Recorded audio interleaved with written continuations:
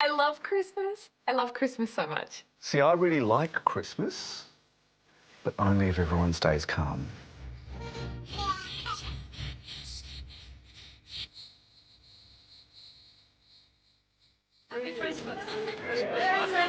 The idea that you are kind to people and people say, you know, Merry Christmas, have a good Christmas. I mean, that's kind of nice. I like that. Absolutely nothing good about Christmas. Absolutely nothing.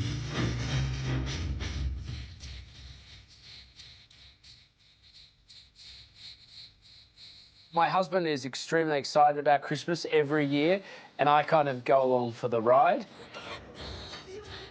Kids, grandkids bringing their new partners who have to pass my mum's matriarch test is pretty severe. The lead up to Christmas, there's too much to do. The night before Christmas, there's too much to do. The day of Christmas, there's too much to do. So it's like Christmas is sparkles, right? So it's this whole sort of thing where we get to rejoice in the good stuff.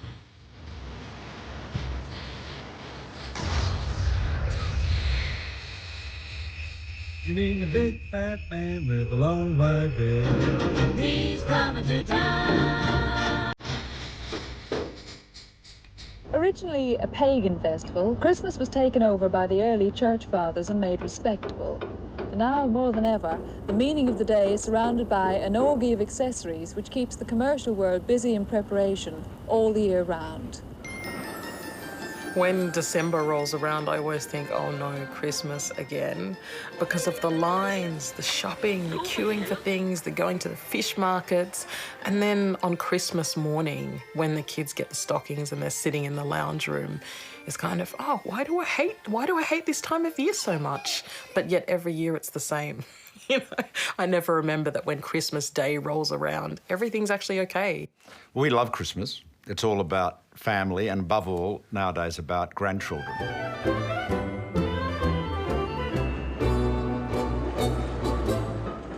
When you're out doing your Christmas shopping and you just see the orgy of capitalism that is everywhere and the pressure to just buy the most expensive thing and make sure you're getting the right thing and buying lots of things and remembering the people you haven't bought presents for, and you kind of, I don't know, I always have a moment where I just go, this is not what it's supposed to be about. It's a magical kind of day where time seems to stop. And I guess it's a time for reflection, a time of wonder, really. I can think of very few things I celebrate less than Christmas. I celebrate drought more than Christmas. I celebrate bankruptcy more than Christmas. I celebrate ill health more than Christmas. I'm really not into Christmas. Well, I've got to admit, I was in the bar humbug category, but since I had two children, perhaps initially forcefully, but now joyfully, I'm into the Christmas season. I love Christmas, and I love it even more now I've got kids. My daughters are 6 and 3, and there's something really magical and really special about spending Christmas with your children. And you love their joy and their energy in it, and putting out the stockings and decorating the tree. It's a beautiful time.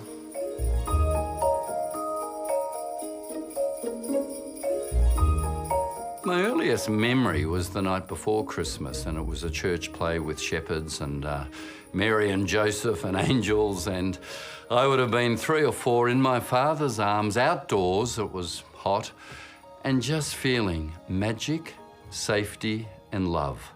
And it's one of the strongest childhood memories I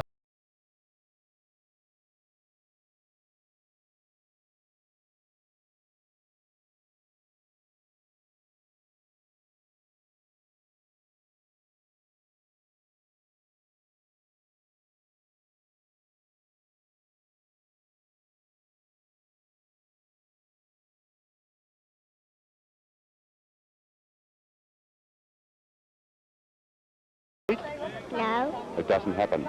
I'm pretty sure all the presents came from Santa, which must have really annoyed my dad, I reckon. I reckon my dad would have liked to be included in the credit. When it comes to the reality or unreality of Santa, I just feel like I cannot recall ever thinking that some fat old dude was coming down the chimney to give me presents. I don't recall ever believing that. I learned pretty early that Santa Claus didn't really exist. You start learning that out at Brackenridge Housing Commission. You know, the first time you dream of receiving a Super Nintendo and you unwrap the wrapping paper and you see that your present is a black bath towel, and you're like, "What is this?"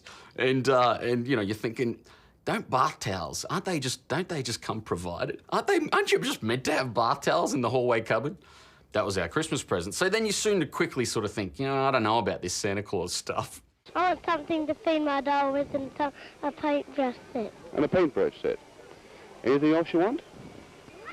You been good? Yeah. Oh, what? Stocking. A stocking? A stocking to put things in? You're kind of going, this isn't Santa, but you're not consciously saying it's not Santa either. It's some weird sort of suspension of disbelief that you're doing as a kid, going, hang on, Santa can't be, you know, like, what's he doing at a shopping centre? He'd be pretty busy, wouldn't he, about now? We'd be taken into David Jones and we'd see the Santa Claus at David Jones. Now, I was horrified because I went and saw Santa Claus and I wanted a little model railway set. But then, as we were going back, we came through Grace Brothers and there was another Santa Claus. I couldn't believe it. But then my mum told me that the David Jones Santa Claus was the real one and the one at Grace Brothers was just a helper. So at least I went to the real one. I remember asking my dad once, what colour is our Santa Claus? You know, is our Santa Claus white or is our Santa Claus black? And he said, oh, our Santa Claus is black. And then one Christmas, we had Christmas with friends who were Anglo-Australian. And I remember saying, what Santa Claus are we going to have? I can't remember what the answer was, but I was really concerned about, like, is it going to be their Santa or ours? Will they both come, you know? Because I felt like this is our Santa, you know? Everyone has a different Santa Claus that comes, yeah. The real question is, what role did I play in Santa? I have appeared as Santa. Yeah, he was I a pretty convincing? good Santa. You were a fabulous Santa. You had Daisy had me sussed out, though. She knew I was Santa. Yeah, but she was quiet about it. She was very young. This is a long time ago. Yeah. But he was a fabulous Santa. And that's actually what I love seeing is lots of people I know playing Santa, you know, and dressing up as Santa. It's terrific. But he's a top Santa. And what do you want for Christmas? Some little perfume. Some little perfume? Why do you want perfume? Because a girl's got... Susan Turnbull's got perfume. I see, that's good enough reason. We used to have the Waruka Christmas pageant, and that was 4 utes rolling into town and 8 families waving at them, but it was so exciting. Father Christmas used to get off the last ute and he'd sit in the town hall, and all the kids in town would form a line to wait to sit on his lap. And I remember one year, and I wasn't the smartest knife in the drawer, but I was looking at Father Christmas, I'm thinking, he sounds a lot like the butcher. So the penny was starting to drop. But then my brother was in front of me, Richard. He was a few years older than me. And Father Christmas picked my brother up, put him on his lap, and he said, hello, Richard, and what's your name? The jig was up. You know, you think we spend so much time locking the doors and then for one night a year we leave them open in the hope that an old white man will break in. So it was a pretty strange proposition for us, and so, but we worked out that Santa liked curry instead of cookies. So we left plenty of that out for him, and he used to enjoy it, and a bottle of scotch as well. So he didn't mind that. I was very much a reindeer man. I always thought that the reindeers were being treated appallingly and missing out. I'd always leave out grass and carrots and things like that for the reindeer. When I talk to my kids about Santa Claus, there's a lot of conversation about how could he even get into the house? We don't have a chimney. What's he doing? How is it that strange people can get in the house in the middle of the night? And so we have to do a bit of fancy footwork there, but I think that's all parents. It is a complete Bolshevik plot. Here's Karl Marx giving away free gifts to children all over the world. Pure, unadulterated socialism. How the industry has grown.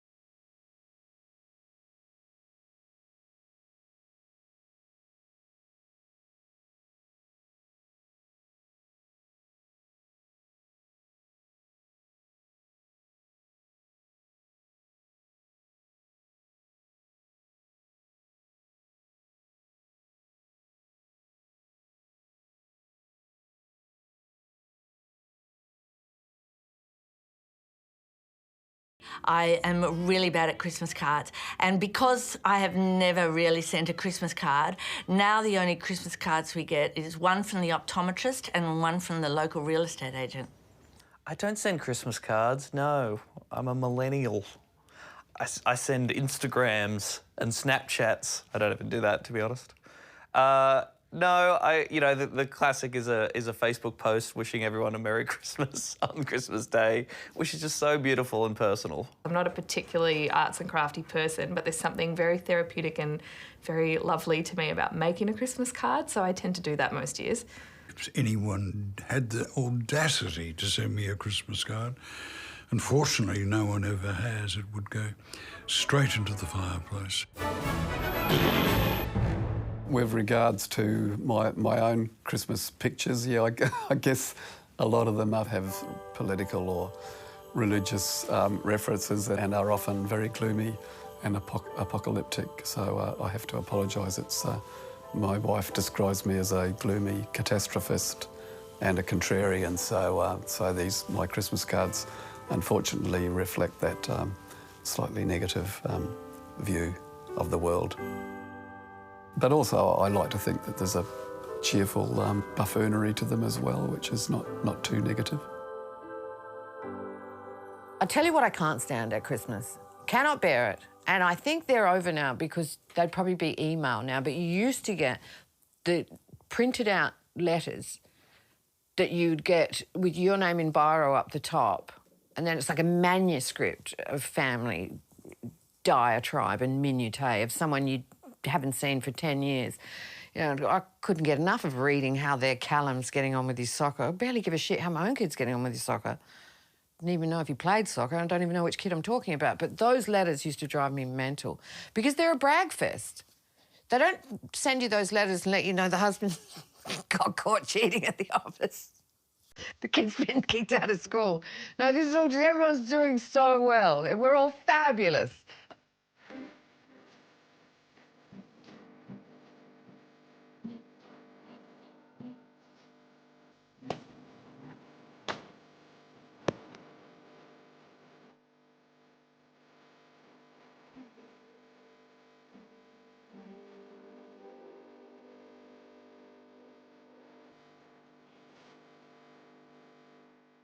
One of the things that really perplexed me about Christmas as a child was that we never had a proper Christmas tree. So my dad, who's deeply dedicated to authenticity, would go out in the weeks before Christmas and saw off a branch from a tree, at the arm of a tree, bring it home, strip off all the leaves. So you've got the arm of the tree with all the branches and twigs coming off it, and he would spray paint it white and set it into a bucket of concrete. And we would say, why can't we have a proper Christmas tree? And he would say, because it's a white Christmas, it's winter, and in winter all the leaves fall off the trees, and so this is your Christmas tree. Mind you, this was in Malaysia, so you look out the window and there are these coconut trees blowing in the breeze, and here we are decorating our sad white Christmas tree. So when I graduated from high school and I got my first job, the first thing I did was to buy a proper Christmas tree. And because we've been so deprived up to that point, I bought this huge 7-foot, beautiful, fake evergreen, which my parents still have today, and it's gorgeous. In my family, we always had a plastic tree from Kmart. And it was always a bit bald, you know, it was always falling apart. And so you just wrap lots of tinsel around it. And then we'd have a fight. We had a crocheted angel that I think my mother had crocheted or my grandmother had crocheted. It was starched stiff. And so you'd have a fight about who put the angel on the top of the tree. My generation are crippled financially, so it is tough to live in a house that can fit a Christmas tree in it. So my partner and I, we decided to get a Christmas faggot. If you don't know, a faggot is a bundle of sticks. So we went to a store, we bought a bundle of sticks, we wrapped tinsel around it, we have the presents under it, people can come over and we go, that's our Christmas faggot. Well, one year we had a pine tree, and I remember my parents overhearing them say, too messy, we're not doing that again. So it was plastic trees ever after. We have a real tree. My mum used to have a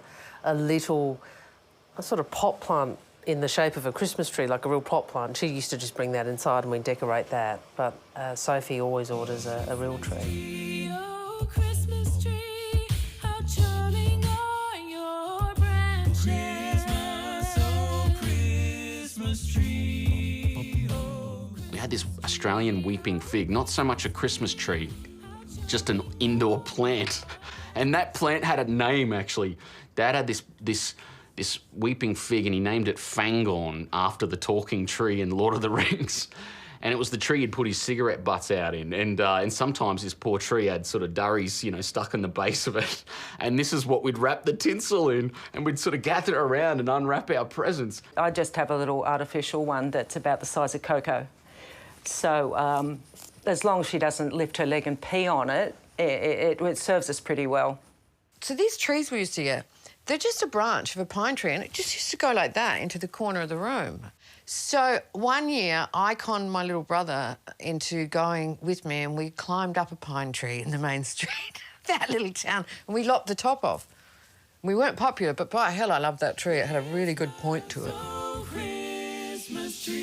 We always do it late. It's always a couple of days before Christmas. We should put the tree. I should put the tree up. Or you get it out, and the kids say, "Oh no, I'm busy." And then when you actually, it's that thing again that when you actually start doing it, it's like, "Oh yeah, this is a thing." Getting out the decorations, and they get quite into it. Yeah. I never had a tree as an adult. It didn't really excite me. And so Ryan desperately wanted a tree because he loves Christmas. And so we set this deal, which was that we had to have a tree, but I got to pick what it was. So it had to be one that was satisfactory to my standards. And so I went out searching the world. I'm very good on this on Google, and found this beautiful fake tree from Finland out of, pine, organic pine, and then found Christmas ornaments from Denmark and all these places in different world. Let's just say that our Christmas tree basically has its own insurance policy, but I like seeing it every year. My dad, who has some very good ideas and some very bad ideas, including planting plastic flowers, but this was a good idea. He puts a big beach umbrella in the lounge room. He hooks it up from the roof from the ceiling with some sort of fishing line so it stands up, and then he decorates it with lights and tinsel and old Christmas cards and anything that's lying around. He decorates it with and puts, all the presents around the bottom, and it's really fantastic. So every year we have a beach umbrella, an Australian Christmas tree under the beach umbrella inside. A Christmas tree in our house? Apart from that, anything else would be dangerously flammable this time of the year, particularly given the drought.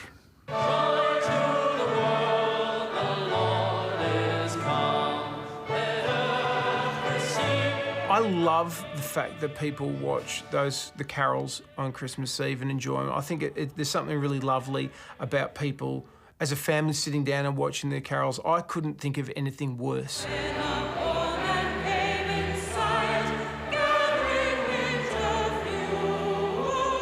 Good King Wenceslas, classic, absolute banger.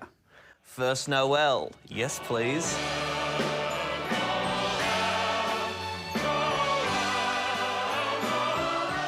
Oh Holy Night, beautiful, could never hit the high notes.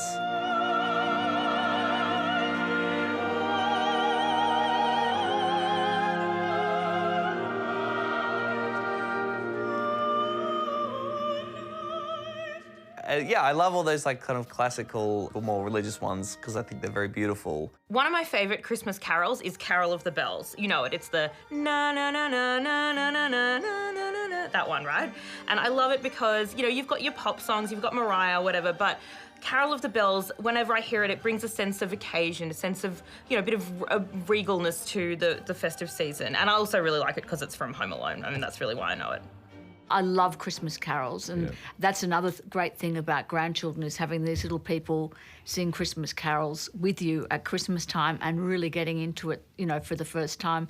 Sometimes the malapropisms are hysterical, but, it's just wonderful for them to be sharing. What's a good example of one of those Well, malapropisms? I haven't said that. I'm trying to think of it, but so it'll probably come to us. But sort of they don't quite get the words when you sing "Hark the Herald Angels Sing." They don't really have a clue what hark means. So it's kind of, they think it means bark or something like that. So it's actually very sweet to hear them sort of adapting into the Christmas carol tradition. One day soon we all will be together if the fates allow.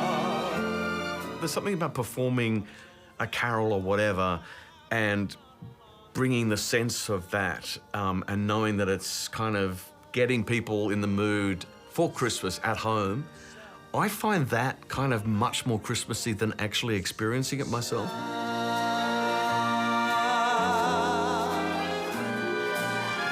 Once again, as in olden days. During the height of the AIDS crisis, I would go to St Vincent's, and on Christmas Day, sort of, 10 or 12 of us, I did it maybe a couple of years, would just go and sing carols for the patients in the ward. And that was wonderful and terrible and beautiful, all that sort of stuff. That's when you feel like, I guess, it sounds a bit corny, but that's the sort of gift that is kind of nice to give. The sort of contemporary Christmas songs I remember are the Band-Aid songs, and I really enjoyed them. Do they know it's Christmas time at all? I remember that.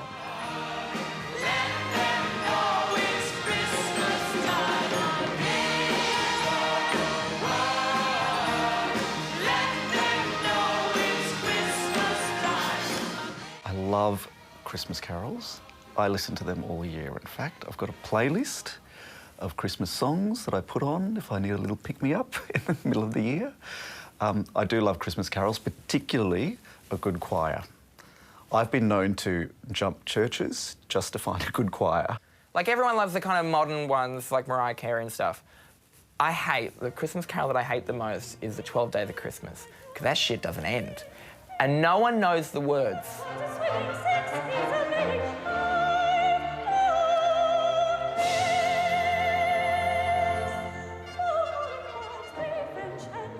The 12 Christmas, I can't, I hate that one. Listening through all that, going through it with other people and that, no, I never liked it.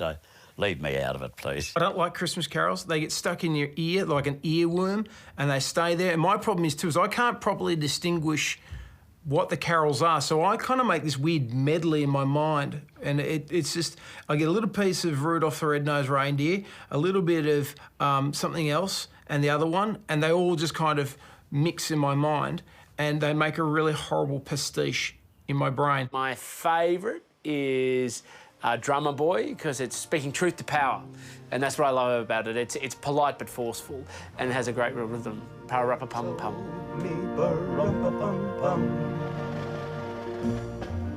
A newborn king to The most annoying one, I guess, would be the little drummer boy with the constant parappa-pom-pom is quite irritating. Things like Little Drummer Boy just seem like this endless dirge of I don't know what it is.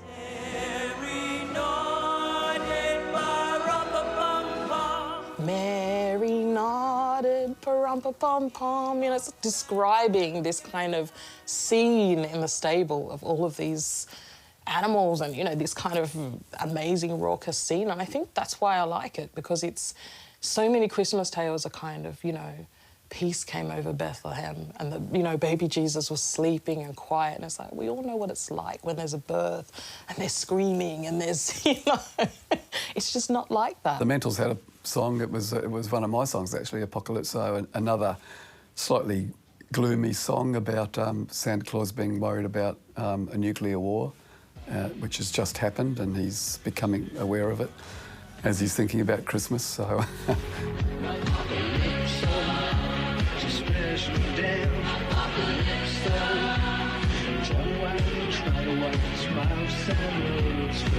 So it was a mixture of horror and vaguely joyous Christmas elements. Even Jingle Bells, which is pretty standard and banal, when you hear Charlie Parker playing Jingle Bells, it's astonishing.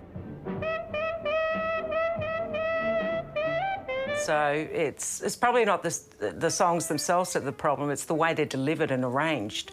So my favourite Christmas carols are Tim Minchin's White Wine in the Sun, which is just magical, and also Fairy Tale of New York by the Pogues, which has a line in it that says, you took my dreams from me when I first found you.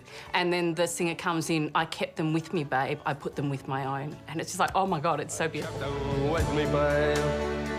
I put them with my own. Can't make it all alone. I built build my dreams around you. Pogue's Fairy Tale of New York is our spiritual Christmas go-to song in the Dalton family. We're talking a whole bunch of Irish boys at about 10 p.m. at night, having drunk too many Christmas beers, arm in arm, and the boys of the NYPD choir are singing Galway Bay, and the bells are ringing out for Christmas Day. I mean, man, stop it. Or cry right here. I mean, that's Christmas. The windows are powerful magnets that lure the kids inside to get a close-up of all the marvellous things on sale in this enchanted world of Christmas presents.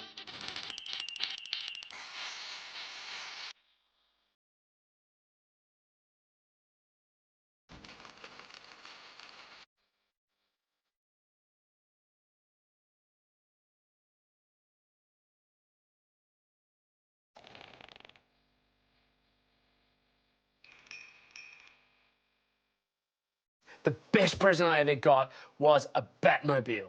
So it was back when I was growing up, it was all about, the movies were all about Batman, and I had the Batman figurine, and I had the Batman this and the Batman that, but then I had a Batmobile that he went inside one season, and then one year I spent pretty much most of the morning, you know what Australian Christmas mornings can be like, with like 40 degrees and you're baking in the sun, and I drove it up and down the street, and it was awesome. Santa gave us small presents in our stockings. And we had a girl who lived 3 doors down who was an only child. And she used to get these massive presents from Santa. So she'd come and she'd say, oh, I got this brand new bike from Santa. And it would be this bike with all the trimmings. And we'd be standing there with our handful of lollies from our stockings. So I could never quite figure out what this kind of was like. Is she just really good and we're not very good? You know? I mean, I don't want to be much of a stereotype, but I feel like I always coveted my sister's presents maybe a little bit more. Like when she got the Barbie dream house, I was like, maybe I want that.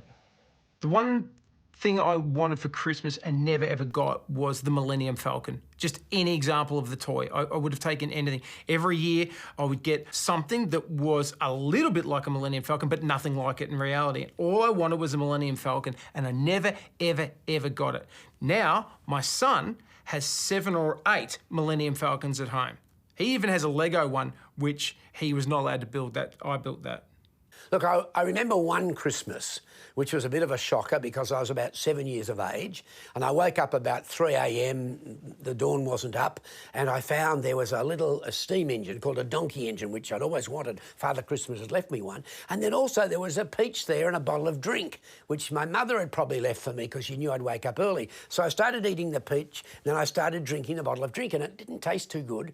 Well, in the morning, when the dawn finally came up, I found it was a bottle of methylated spirits to run the little donkey engine, the steam engine. So that was probably my worst Christmas.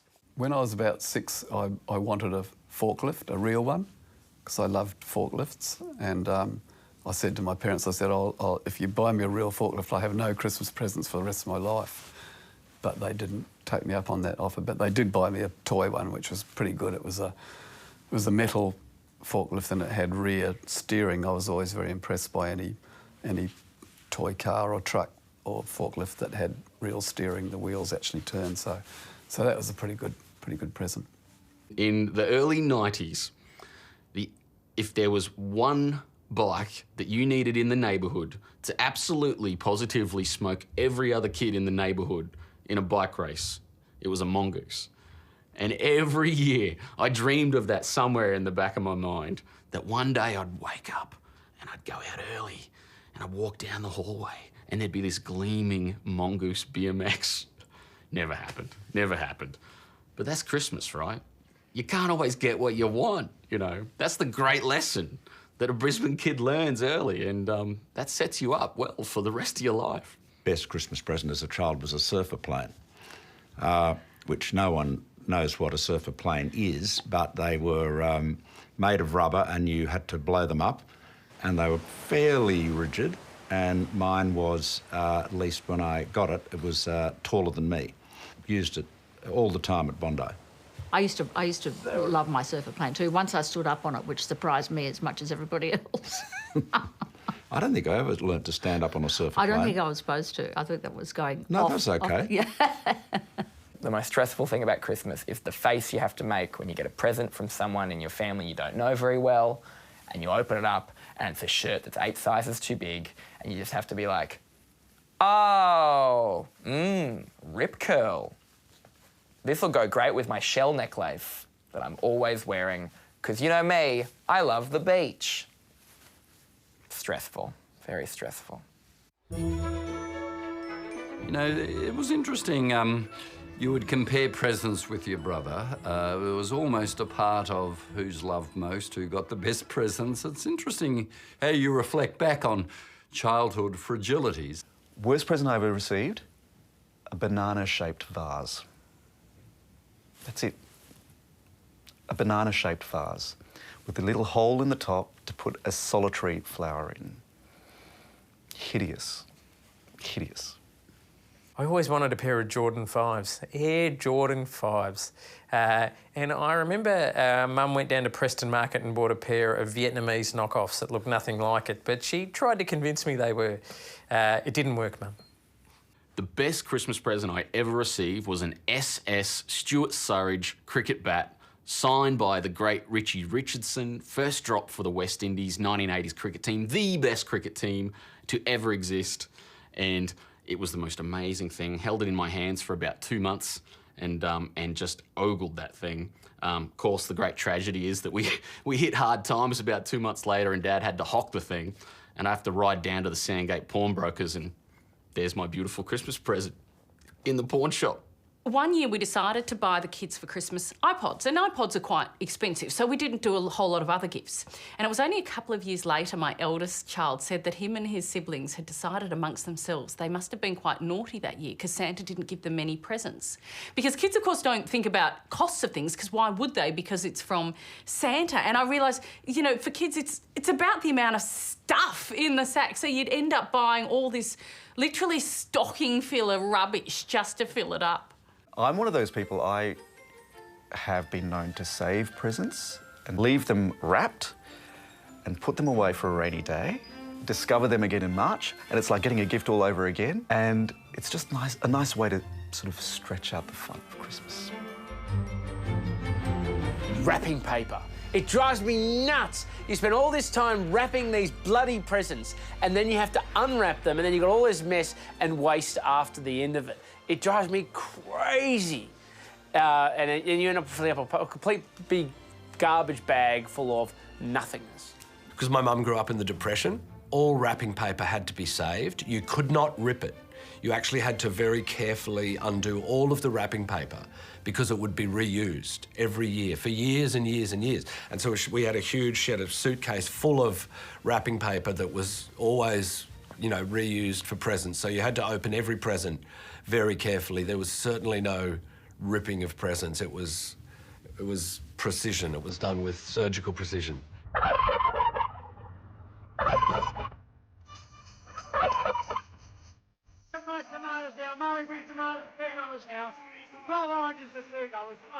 Thank you.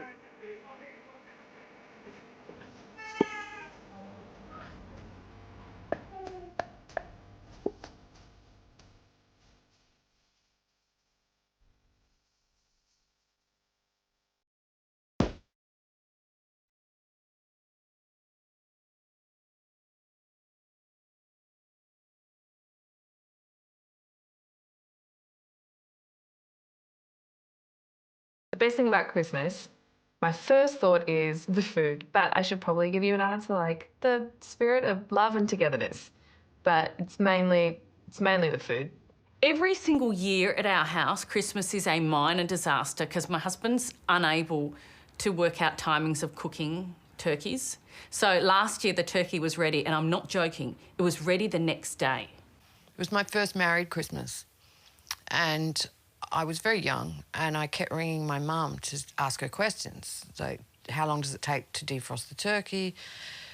How long should I cook the potatoes for? And I think she hung up on me when I said a brown onion's as good as white onions. But she said to defrost the turkey, it took 2 days to defrost the turkey. But what she presumed I understood was that you defrost the turkey in the fridge not in Alice Springs on top of your washing machine in 40-degree heat. So when we took the plastic off the turkey, and my husband actually had to take the turkey to the dump. Here's an idea. We'll all gather in a kitchen space, you know, that's basically turned into an oven, and we'll cram 16 people with the complexities of 40 years of history together, with all of their issues, and we'll throw a roast chicken in the middle of that, and we'll make all those people get along for about 6 hours. In the Dalton house, that sometimes didn't work. It sometimes worked beautifully. My idea of Christmas and family Christmases is like something you'd see on an ad. I think all the family's going to get together, the table laden with glistening, delicious food. I see people laughing, everyone having the most wonderful... That's my... And that lasts till about midday on Christmas Day. In my family, traditionally, the concern was never about something being overcooked or undercooked or food preparation and all that. It was always about whether or not there was going to be an argument in the family. We can just kick one off over nothing. It's a great skill we have as a family, actually, is the ability to find a fight where there wasn't one previously. We can, like the magic of Christmas, we can invent something that's not actually there. My favourite thing about the Christmas meal is the Christmas crackers or the bonbons and the pathetic jokes in them. Do you realise around the world they look for the people who can give the most pathetic joke? And our traditional Christmas, I always used to read out the jokes, and probably one of the best jokes, I still remember it. What smells most when you go into a chemist shop? You wouldn't know. Your nose. Where does Napoleon keep his armies? Up his sleeveys. You're like, come on, guys, lift your game. Can't we just work on these Christmas jokes and get these jokes just a little bit funnier? There must be a market for actually funny jokes.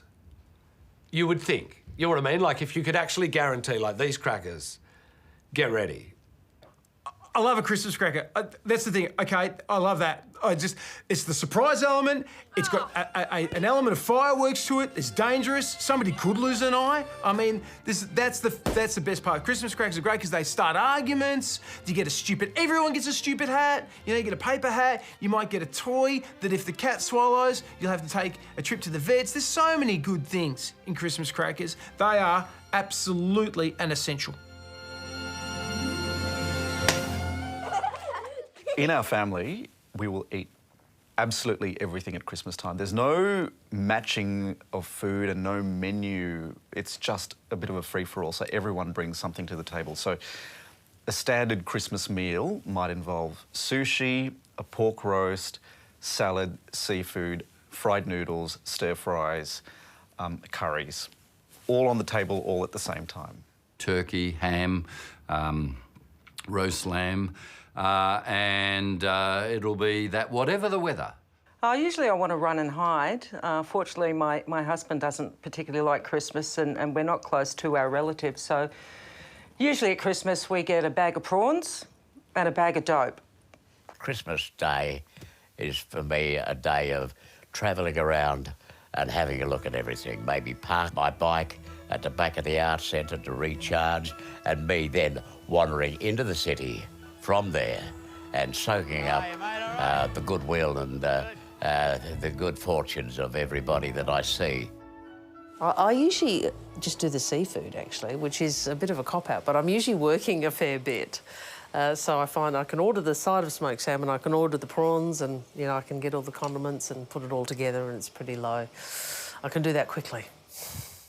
We never had turkey, but you didn't need that because we had chicken, because chicken was a luxury in those days. You only had chicken fairly rarely. In fact, I can remember going to the chicken farm with my father when I was 4 or 5, and the guy chasing the chicken around and chopping its head off, which horrified me. And then Dad took it home and plucked it, and that was the Christmas dinner. So it was chicken and ham, but never fish. That was disgusting and untraditional. We would never have fish or prawns, even though I know it's a bit of a tradition in Australia, but I very, very severely reject that tradition.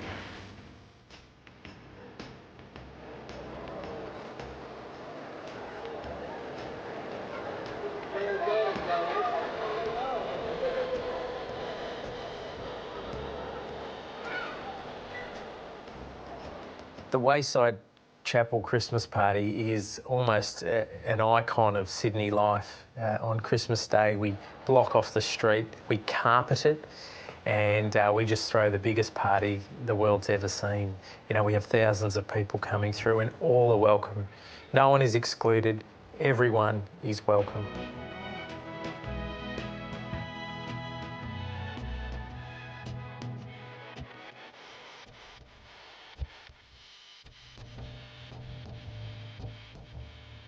There is nothing more human than sharing food and sharing a meal. I mean, that is, after all, the centre of the Christian liturgy. The Eucharist is sharing a meal. While we are human, we are at our best and our closest to the divine when we are loving, when we are showing love for others. And that's what the Wayside does, you know, unconditional love. Christmas Day can be a really tough day for so many people, even people who aren't sleeping rough. But Christmas can be a reminder of who's not there celebrating with them, whether it be a relative who's died or someone who is in jail. It's a constant drip-feed reminder of what you no longer have or what you never had. To be able to provide a space where it's just about welcome and love and food and celebration is the most unique and beautiful, magical gift that you see can turn people's hearts around. The real meaning of Christmas is just to stop thinking about yourself. Just stop, take a breather from that and just think of some other people and think about how someone else's year has been. You know, that's what I take from that. And I think that's what Jesus was talking about all along. In my work, you learn not to compare up. We all compare up, but to compare down and to go, boy, am I blessed. Boy, do I have so much. That's what Christmases outside Australia have taught me.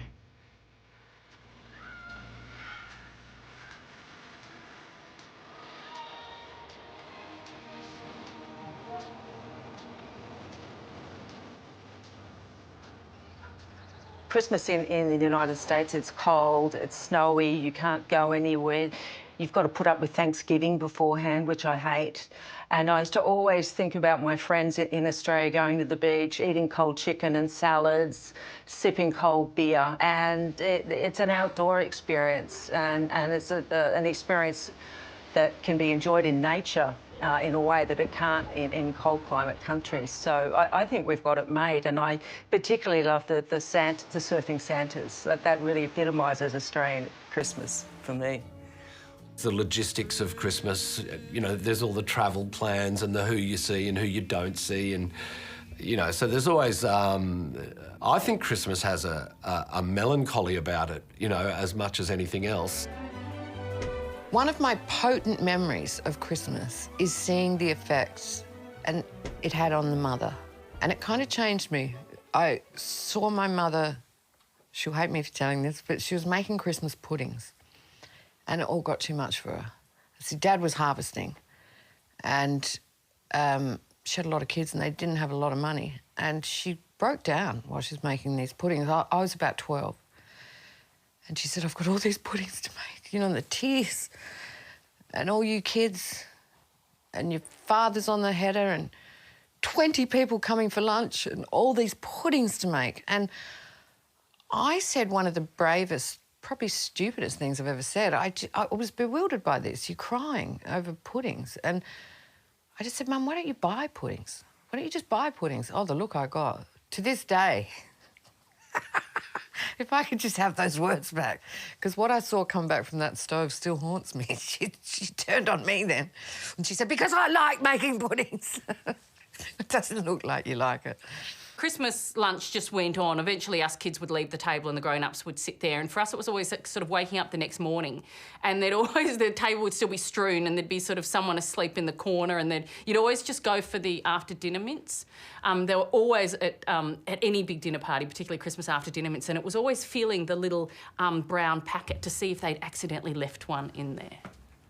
When I made a few dollars, I bought myself a little twin-engined aeroplane, and my parents were up on the north coast, so we used to have the main Christmas meal, then drive all the way out to Bankstown Aerodrome, get into the plane, fly up an hour and a half to near Port Macquarie to my parents' place so we could have the Christmas dinner with my parents, because I've always loved to be with family, and I'll do everything I can to try and be with family on Christmas Day.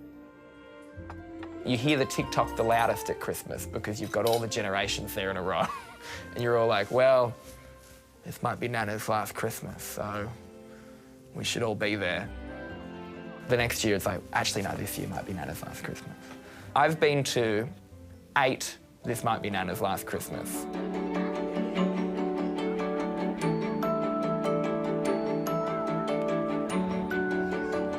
Oh, Boxing Day. Boxing Day is the food coma. It's the cricket for like a 6-hour session. And I used to do it with my brothers. We put on our whites and we sat back and watched the Boxing Day test. Beautiful times. That's, you know, that's a wonderful day in Australia. You know, no one does Boxing Day like us here. Cricket. I mean, there's nothing slower.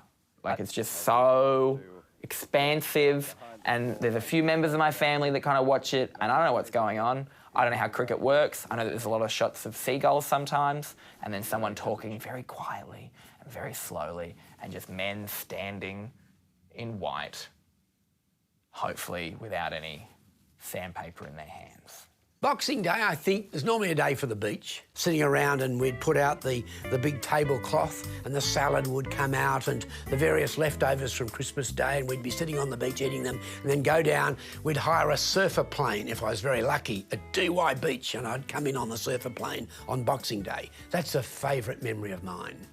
On Boxing Days, I find that a really good day. All the pressure has come off from Christmas, but you're still eating ham and you're still having a few drinks and you're still with family and you're still enjoying it, but Christmas is now in the past. So it's kind of a good day. I like Boxing Day a lot. In fact, I think I might make that my new Christmas day. The Christmas tree coming down is me almost farewelling the good times. It's like farewelling summer holidays and getting back to the real world. Boxing Day was not a good day for me. I didn't like things being over. I never have. And that's a big full stop. Boxing Day. I remember back in the day, though, we had a Merry Christmas banner in this house in Bracken Ridge. It stayed up, I swear to God, till Easter. You know, we used to just keep that thing up there, you know, and it was like stuck up with blue tack. And you just go, is someone going to take the Merry Christmas sign down? Australia. Australian Christmases. You gotta love it.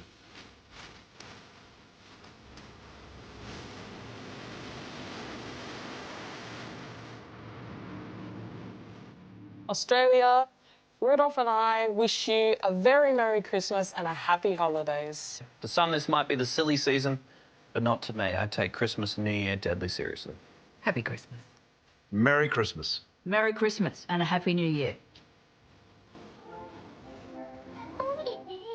I hope you all have a Merry Christmas, ladies and gentlemen, and boys and girls. Merry Christmas. Merry Christmas, everybody. And remember, it's not what you have in life, it's who you have in it that's important. Merry Christmas and Happy Hanukkah for a couple of weeks ago.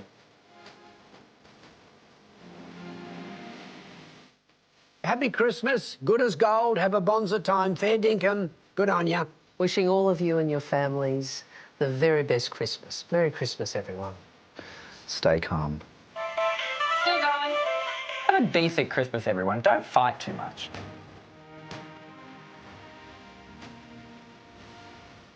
Enjoy your Christmas, Santa. Thanks for everything. Merry Christmas, everybody. When is a boat like a pile of snow? When it's adrift. Merry Christmas. Merry Christmas. No Christmas greetings. Let's just get the hell out of it. Merry Christmas, everyone!